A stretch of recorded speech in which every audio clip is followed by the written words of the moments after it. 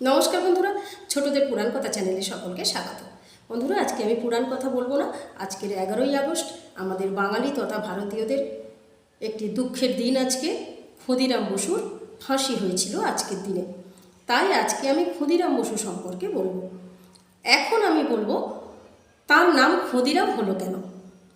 ক্ষুদিরাম বসুর পিতার নাম ত্রৈলোক্যনাথ বসু আর মা হলেন লক্ষ্মীপ্রিয়া দেবী। তাদের বাড়ি ছিল মেদিনীপুরের কেশপুর থানার মোহবনী গ্রামে। কিন্তু পিতা ত্রৈলোক্যনাথ বসু চাকরি করতেন মেদিনীপুরেরই দাসপুর থানার নারাজল রাজ এস্টেটে। ত্রৈলোক্যনাথ বসু এবং লক্ষ্মীপ্রিয়া দেবীর প্রথমে 3টি কন্যা সন্তান হয়, অপরূপা, সরোজিনী এবং ননিবালা। এরপরে এই দম্পতির আরও 2টি পুত্র সন্তান হয়, কিন্তু দুঃখের বিষয় তাদের পুত্র সন্তান 2টি শিশু অবস্থায় মারা যায়।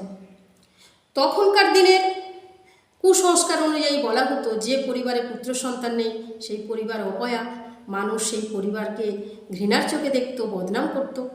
এই কারণে ত্রৈলোক্যনাথ বসু এবং লক্ষ্মীপ্রিয়া দেবীর খুব মন খারাপ ছিল।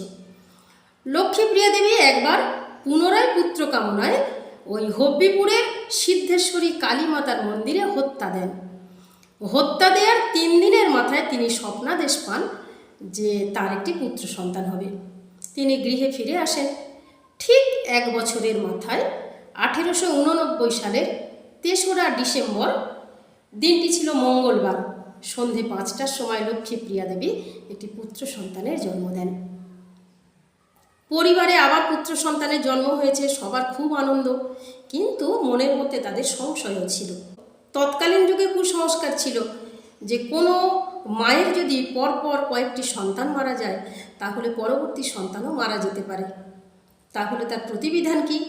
প্রতিবিধান ছিল যে অন্য গোত্রের কেউ যদি ওই পরবর্তী সন্তানকে কিনে নেয় তাহলে তার জীবন বাঁচতে পারে।